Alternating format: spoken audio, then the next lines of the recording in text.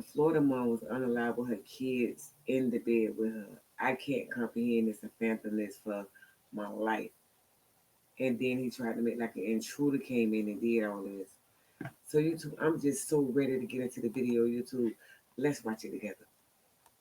A mother sleeping in bed with her 3 children brutally killed while they laid beside her. At first glance, it seemed like a home invasion, a random act of violence.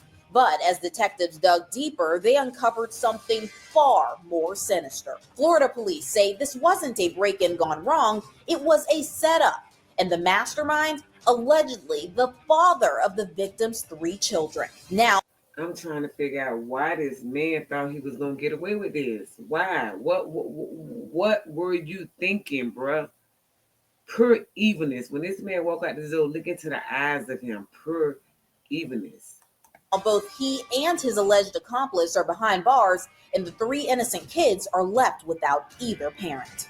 I'll walk you through the details. For Law and Crime News, I'm Kennedy Walker. To understand this case, we have to go back to January 23rd, 2024, the last day anyone would see 30-year-old Portia Streeter alive. Sometime during the night, she was shot, executed in cold blood, shot a total of 10 times. Her 3 children were just 10 times?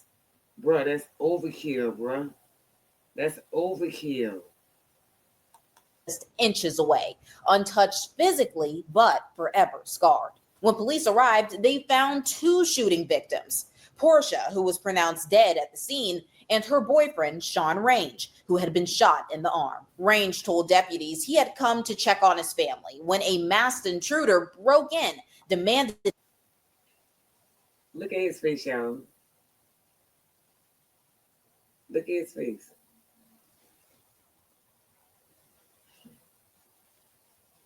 God gave us facial expressions so people can see how you're feeling without them saying anything.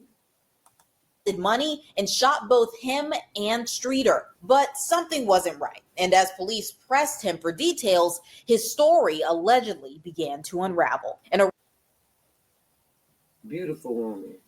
He didn't even deserve her.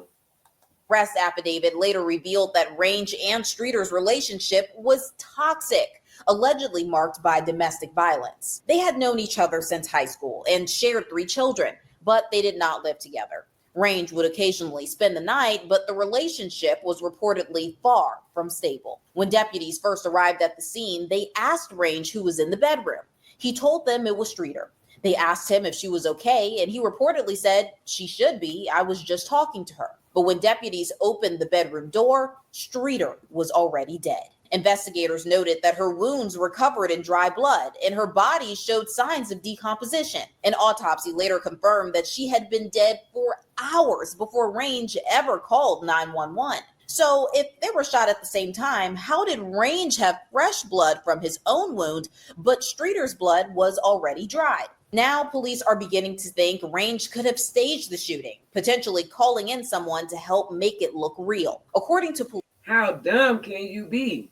How dumb? How dumb? Range repeatedly told deputies that an intruder was the one who killed Streeter. But after a year-long investigation, analyzing hours of surveillance footage, the Orange County Sheriff's Office said it was Range himself who pulled the trigger, allegedly murdering Streeter while she laid in bed with their children. And he allegedly did not act alone. Benjamin Garman Jr. is accused of helping orchestrate the killing, working with Range to stage it as a home invasion. Detectives now believe that after executing Streeter, Range waited hours before calling for help. Then, to sell the alleged lie, he had Garman shoot him in the arm just enough to make the reported robbery look real. Investigators reviewed security footage from the morning of the murder and saw Range picking up Garman. He then drove to the apartments where Streeter lived. Shortly after the shooting, Garman was caught on surveillance sprinting away from the crime scene the same way he came in. Authorities say both men later gave inconsistent and inaccurate statements about their whereabouts that night, and it was enough to put the final pieces together. Now, both Range and Garman are behind bars, charged